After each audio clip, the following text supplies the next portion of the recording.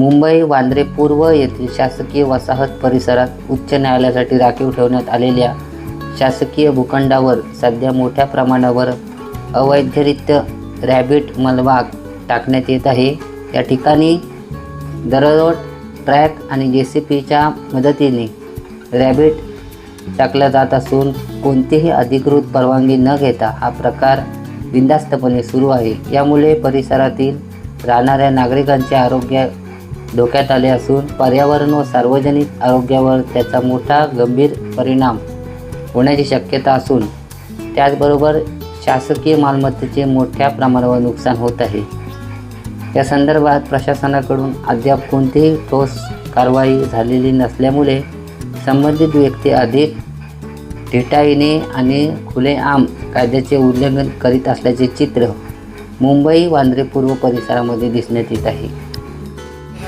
डोळ्यामध्ये जात आहे कारण आमच्या बाईक स्लिप होत आहे अचानक ब्रेक मारल्यामुळे। त्याच्यामुळे सरकारने काहीतरी कारवाई केली पाहिजे।